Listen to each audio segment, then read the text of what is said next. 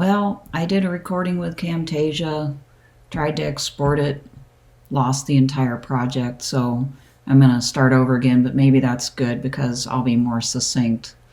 So I'm covering chapters 13 through 15 in After Virtue, and I want to just hit the highlights, the things that were most important to me, because there's a lot of information in these chapters. There's no way to cover it all. But the chapter 13 deals with medieval culture and how it developed, and he basically argues there was a mix of motivations there that melded the heroic virtues and ideas that we talked about with the pagan Greek virtues and ideas of particularly Aristotle with Christianity.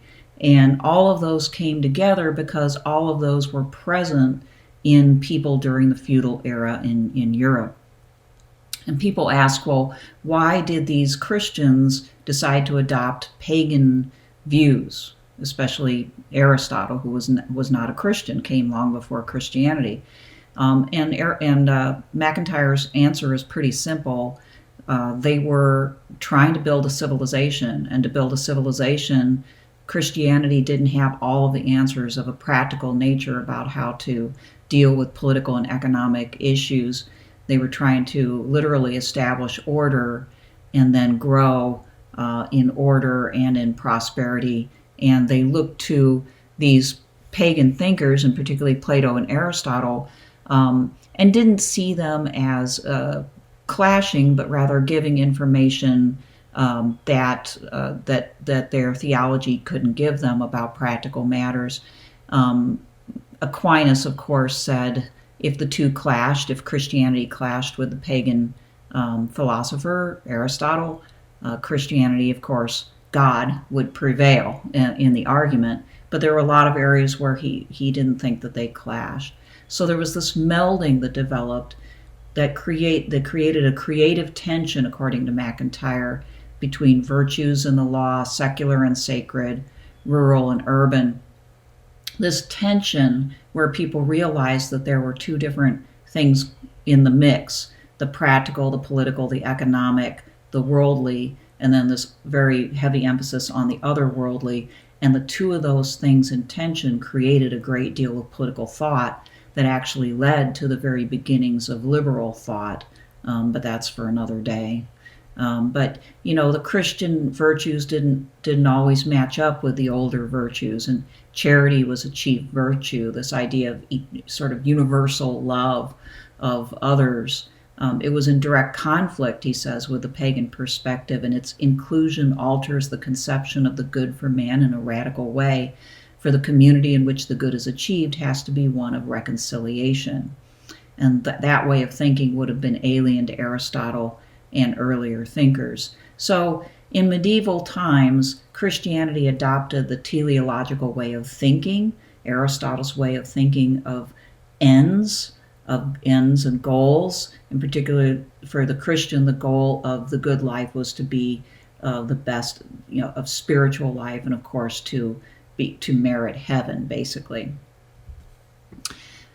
So MacIntyre contrasts ancient, medieval, and modern ways of life, notions of excellence, and he begins this process, which is in some ways similar to other thinkers, even Leo Strauss, who compared ancient and modern and found the ancient to provide some good material that we seem to have lost in modern times.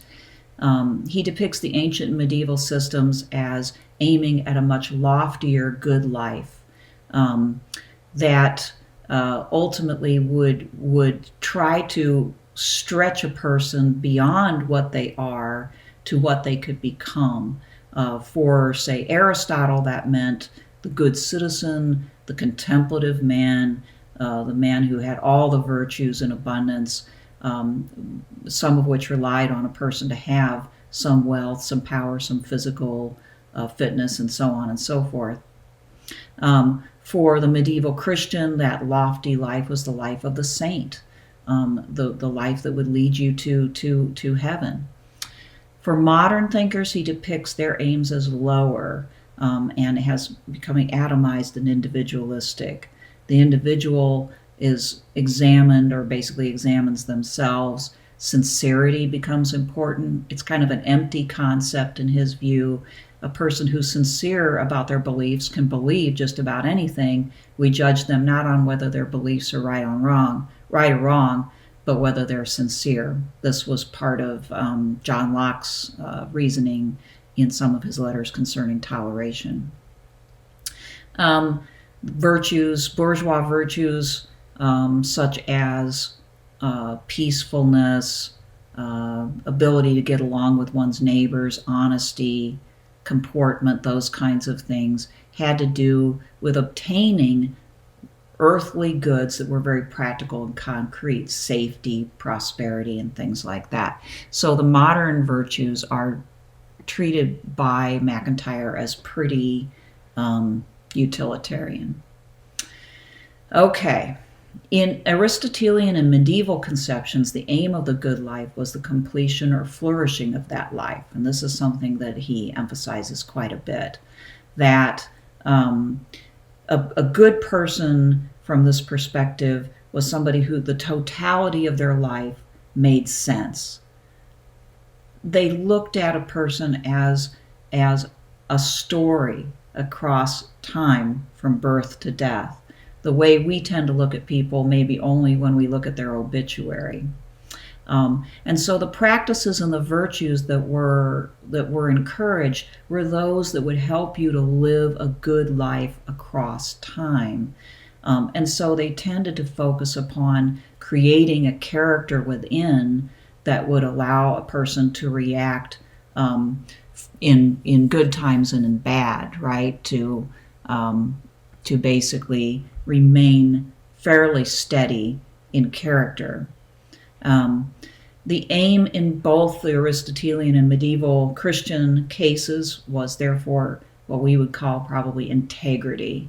And this is a word that we still hear today and still think about, but maybe don't think about it as deeply as before. Certainly MacIntyre would say so. The liberal modern bourgeois virtues clash with prior schemes because they aim only at external goods and relationships. They are utilitarian. MacIntyre spends time on Benjamin Franklin's 13 virtues, and every single one of them is aimed at worldly prosperity for the most part.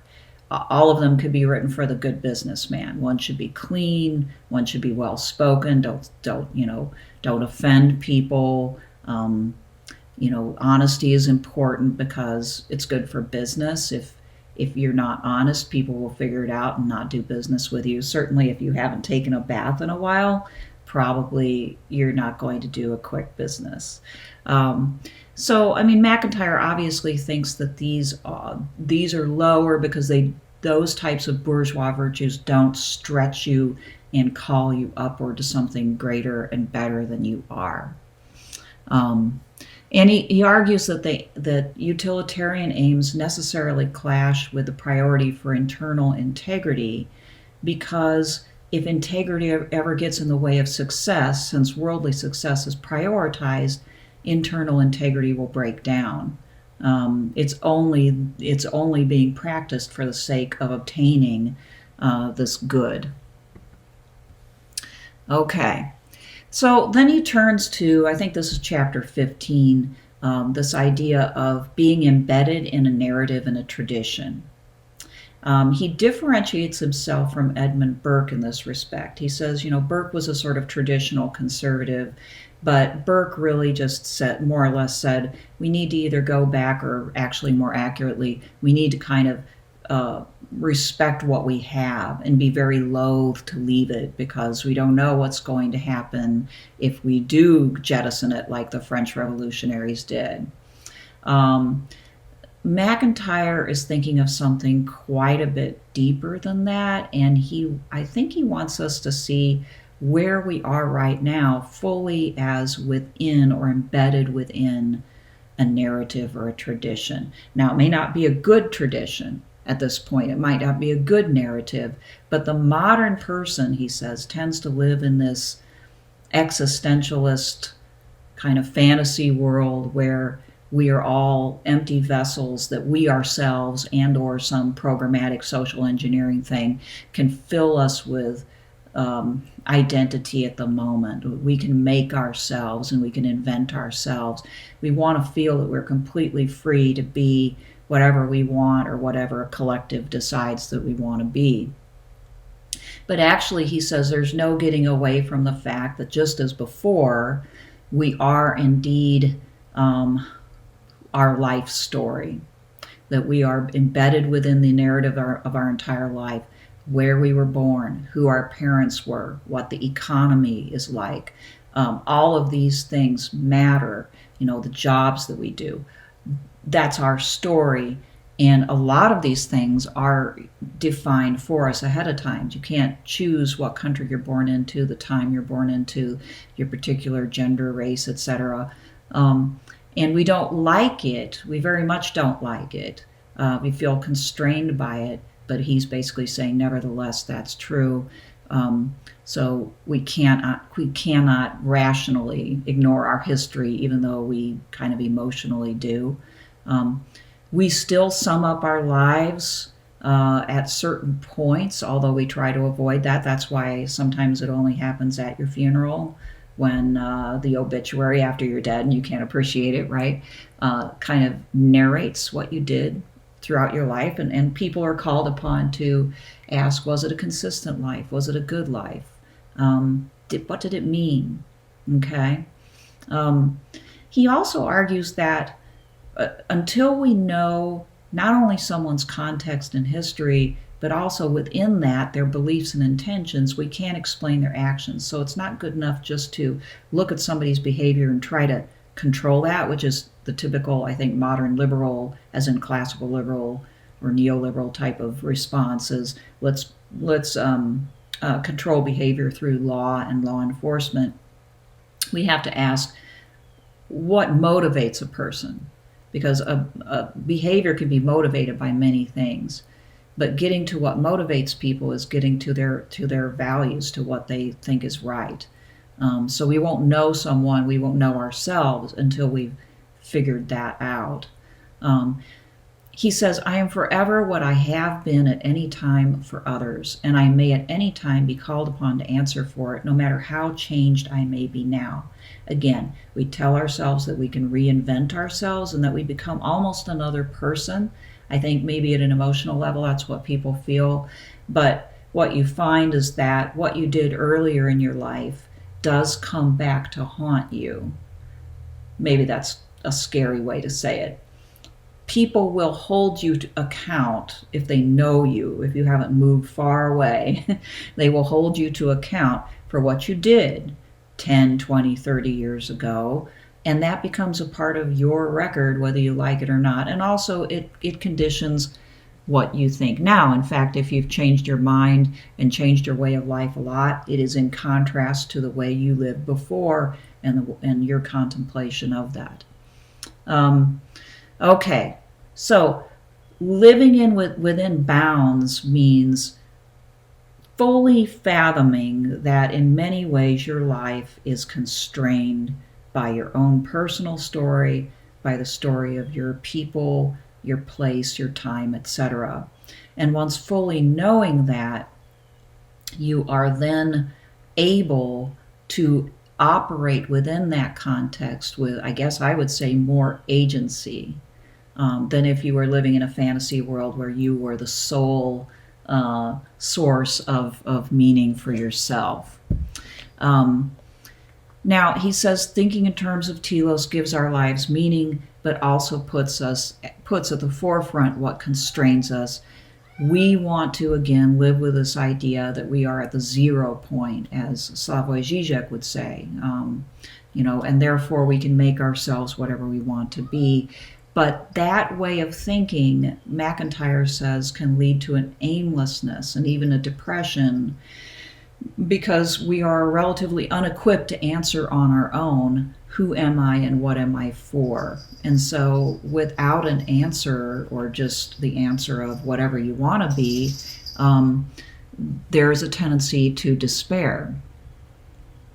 Okay, so can narrative exist in the big state or empire? That's the question I ask of myself, right?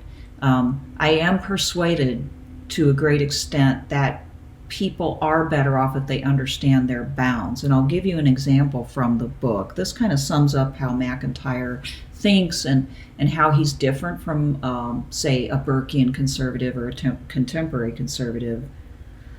He says, I am someone's son or daughter, someone else's cousin or uncle. I am a citizen of this or that city, a member of this or that guild or profession.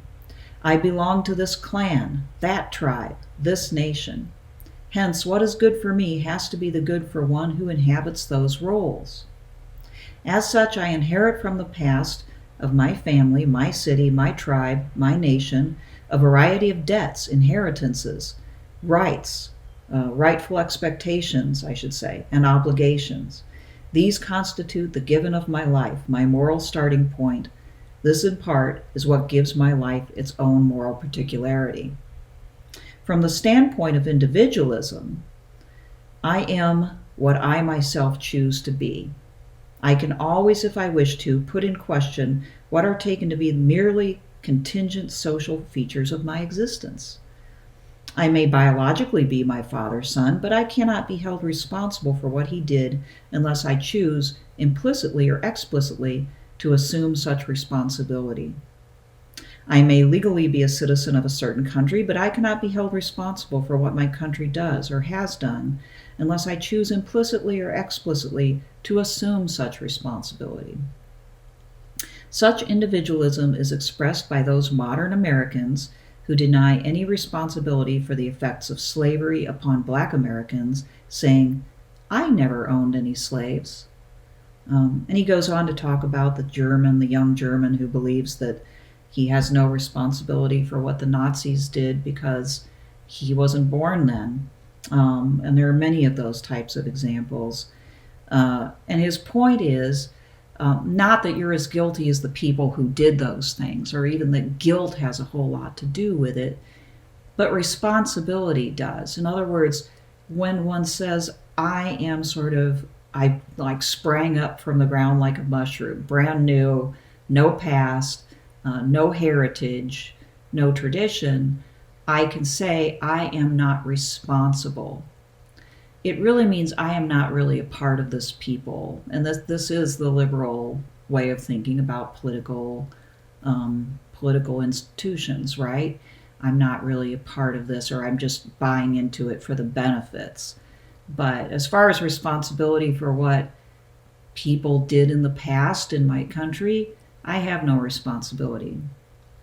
So this is what MacIntyre is objecting to. Well, it's one of many things he's objecting to, but I find that pretty compelling and challenging. It's not that we're guilty, but that we're responsible. And we're living, whether we like it or not, we're living with the consequences of what people from our narrative in the past did, both good and bad. We receive the benefits and we receive the detriments. And so we have, therefore, a responsibility to respond to them and to think in terms of them. All right, so my last question has to do with, sorry about that, with can narrative exist in the big state or empire? And I'm still thinking about that. I think MacIntyre says no. He basically says that people can't think of virtue ethics in a large state or empire because virtue ethics is something that is passed on to people through how they're raised, their neighbors, people around them, having a coherent enough community to basically agree on some of the big ethical questions, and then instilling habits and virtues in young people and kind of enforcing them socially by expectations. And a big state can't do that, right? It has to control significantly unsocial behavior or antisocial behavior, and it does that through law and law enforcement, but can't really get down to like who you are on the inside and your integrity and how to shape that. Even though schools kind of try to do that, it can't be done that way. If it's impossible for the larger state, which has many benefits as well as drawbacks, to provide for that kind of community, can that kind of community be fostered within it? Can people create that type of community within the liberal state? Well, MacIntyre would say it's got some, and I would agree with this, it's got some big uphill battles there, because the way of thinking fostered by classical liberal ideology and capitalism tend to mitigate against the building of strong communities. Is it impossible? I'd like to think not. So I'm going to continue to think about that as I move towards the end of After Virtue.